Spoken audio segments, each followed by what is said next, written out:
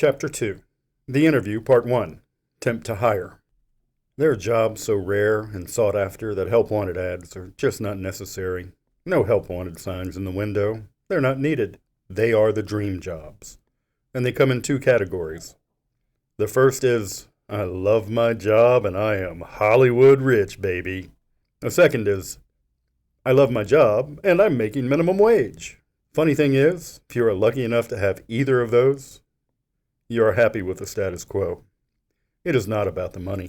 From 1985 until about 2003, one of those jobs was in a record store. My friend Rachel told me about the job.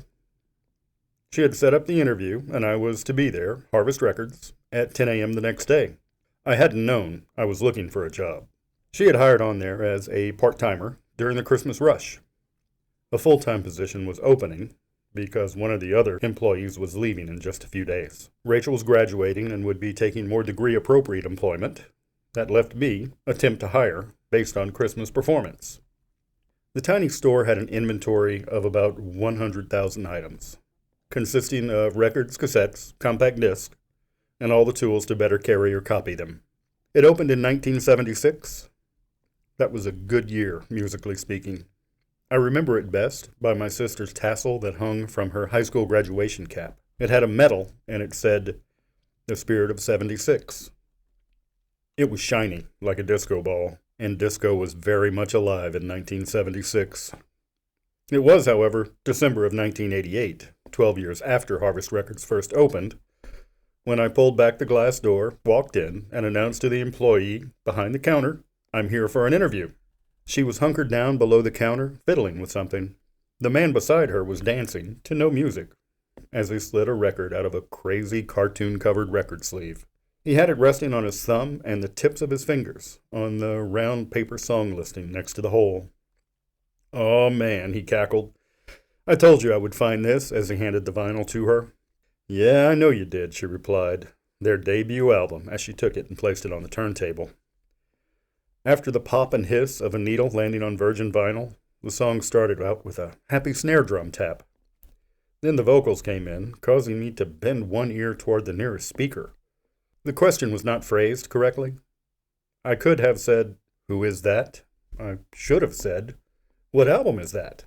No, they're trying to get a job. What I said in surprise was, "What the hell is that?" I mean, people were happy and their heads were caving in. In what kind of musical world does that happen?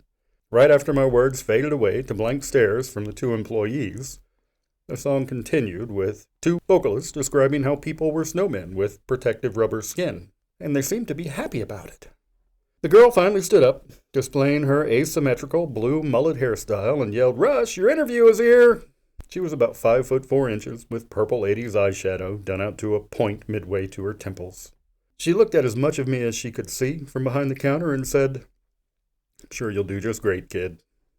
As the man in the office yelled back, "Okay, Julie, send him on back." In this case, on back was about 90 feet of sealed, faded yellow concrete. I looked to the office to see a small man, Russ, sitting in a rolling office chair. He had curly brown hair, kind eyes. He motioned to the copy of the chair about 2 feet away from the one he sat in, and I took it. What sat down before him wore knee-high, light brown leather moccasins. My corduroy pants had 2 saddle-type buckle straps sewn in, which crisscrossed over my right hip and functioned as a belt. My stiff cotton shirt had alternating 6-inch light purple, dark purple vertical stripes. Most days, my hair stood straight up, about 6 to 8 inches in pointy clumps, with tips dyed blonde. Today, though, on my head was a raspberry beret that my hairdresser had gifted me. We shook hands and introduced ourselves. He said I should call him RT, though his name was Russell Tozan. He asked for my job application. I hadn't known I needed to fill one out. I would have come in to do so had I known that. He started to hand me one, stopped, and said, "Man, I've got to meet my wife for lunch today. How about if we talk and it goes well? If I need you to, I'll ask you to fill one out from the pad right here." He tapped the pad with a flat-capped Bic pen. I nodded. He tore one 8.5 by 11 page from the pad and turned it to the back. His eyes went to the center. "Okay, let's start with a hard one. Let's get it out of the way first. Have you ever been arrested?" There are people in this world unknown to you. They look as you do. They speak as you do. They do not think as you do. They are the songheads.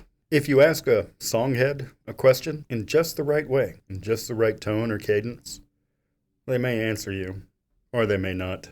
One thing is sure, though, they are triggered into hearing the song in their head. If they do answer, you can be confident of one thing. The answer could only be given once the song was shown the proper respect first. That question RT had asked was one of those trigger questions for me. Have you ever been arrested? Just like that, my songhead imagined an acoustic guitar and brought forth Alice's Restaurant Massacre by Arlo Guthrie. I shook my head in disbelief at what I was about to do in what was surely one of the top 10 strangest 2 hours interview that has ever been. I opened my mouth and replied in a nasally sing-song voice with the same words Arlo had used in the song when asked that same question. After I'd got just a few words out, Russ stopped me right there. He leaned forward and rested his elbows on his knees. That's Arlo Guthrie. It was not a question. He obviously knew the song. But then he asked one. Why in the world would you imitate him now in a job interview? I'm thinking, cool, he's leaning forward.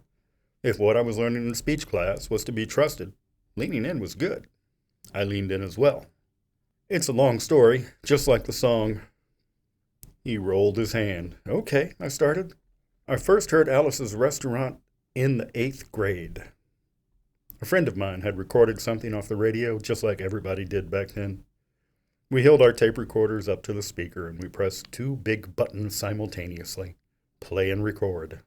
All my friend said about the tape was, it's some crazy guy with a crazy voice talking and playing forever. But it was stupid funny. He either forgot the tape or left it with me. So I listened to it over and over until I could recite it from memory. Russ was still leaning forward. Well, for some reason, I continued, it involved a teenage girl. I joined the high school speech and drama team. I told him how there was an event called humorous interpretation. I had been drafted by the team coach for debate, but I'd watched the event at my first competition, and it looked to be far more fun than debate. Also, there were girls. None of them would talk to me, but they were there. I was ready to compete in that event with a 10-minute snippet of Alice's Restaurant Massacre, the very next tournament. The part that starts about 8 minutes in, I performed it 40 or 50 times, so when you asked me if I had ever been arrested, it kind of made me go crazy. I'm nervous. I'm sorry. I've never been arrested. RT, Mr. Tozan? He leaned back, and an awkward silence settled in. He took a deep breath and asked a question that he had asked hundreds, possibly thousands of customers. What is the first song you ever remember hearing? My brain hit a wall of white noise. Finding the memory of your first song is a difficult task, which grows harder as the distance grows from your current age to your first memory. It's a complex thing. Try it. You'll see. What I came up with caused Russ to spin around in his chair and dial a number on the desk phone. What I said was, the first song I remember hearing is My Truly, Truly Fair by, what's that dude's name? I held my hands in front of me, imagining holding the old 78 record I had held at 5 years of age. I pictured the dark purple record label, and then I had it. Guy Mitchell. Guy Mitchell was his name. The first song I remember hearing, I repeated, is My Truly, Truly Fair by Guy Mitchell. He spun around, knocked the phone off the cradle, caught it in midair, and speed dialed the number. Hi, I may be a little late for lunch. There was a pause. I know, he said into the phone. There was a longer pause. I could tell he interrupted her when he said, Lisa, this interview just said the first song he remembers is My Truly, Truly Fair by some dude. He waited and then turned to me. Who sings that? I told him. He told her. No, I don't know it either. Okay, I will. He stood and walked past me into the store with a super long curly phone card trailing behind him and raised his voice just loud enough to be heard over the song that was playing. Stelly, he said, My Truly, Truly Fair by Guy Mitchell. The man from up front that had been dancing was now leaning back against the gray cement cinder block wall with his knee bent at a right angle. His right foot rested flat against the wall, just below the knee. He excused himself from the customer he had been speaking to and sidestepped to stand before a giant book set upon a lazy Susan. He spun the book and flopped over about 3,000 dull yellow pages. Russ said into the phone. Yeah, he's looking. There it is, his finger coming to rest on one of the yellow pages. Guy Mitchell, that song. What do you want to know? I'd take a label in a year, RT responded with what was apparently agreeable to the person on the phone. It was recorded on Columbia in 1951. The order number is 39415. You can get it on cassette only now. Want one? Want one? RT said into the phone. He quickly pulled the phone away from his ear and nodded yes. Want one? Stelly pulled a 3x5 note card from his breast pocket and began to write on it. Russ put the phone back to his ear. Then he looked slowly around the store. Yes, we have about 5 customers in here. Francis is looking at 45s. He waved and said, "Hey, Francis." Presumably, the customer named Francis, who was out of my line of sight, said, "Hey, Russ. No, I don't know that song either." I watched RT make eye contact with everyone in the room, an excellent technique for initiating communication. They were all known to him by name. He asked each in turn if they knew the song. None there knew it. As he softly spoke into the phone, the music playing in the background pulled me in again. Now the strange, happy sound had changed into something much more familiar. MTV had one of this guy's songs in heavy rotation. He had all the gritty style of David Lee Roth doing Just a Gigolo, only this guy had a huge 80s pompadour and could cover styles ranging from calypso to 70s meatloaf-style slow jam duets. They were playing Buster Poindexter.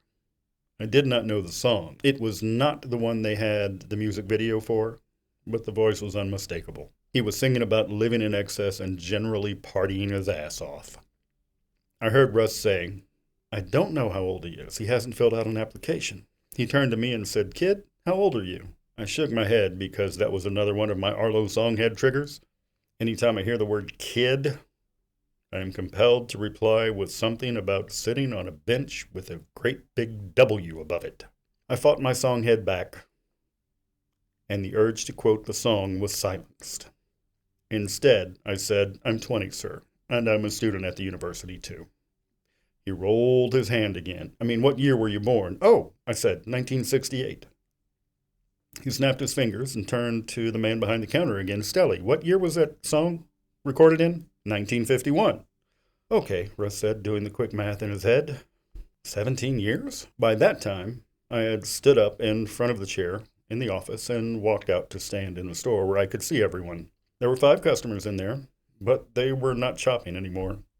They were all now fully vested in the job interview process at this tiny record store. It was now a participation process. Currently, it was focused on finding someone other than the interviewee, me, who knew the song Truly Fair. He motioned me back into the office where we sat down again. Only this time, he pushed a button on the desk phone and put the receiver back on the cradle. "This is my wife, Lisa. She would like to ask you a question." I'd never interacted with a speakerphone. I'd seen them around, sure, but this was the first time I heard another human voice broadcast on the equivalent of a 1950s transistor radio speaker. "Hi, Lisa," I said. "Sure." Her voice was higher, thinner than what I imagined it would be in person over that speaker. She said, "Could you please explain to us how in the world the first song you remember hearing was recorded 17 years before you were born?" To answer that question, I would have to go musically back to 1972, when I first discovered the songs of my family. They were collecting dust in the back of some closet. I smiled because, after that discovery, my whole world had come alive with song.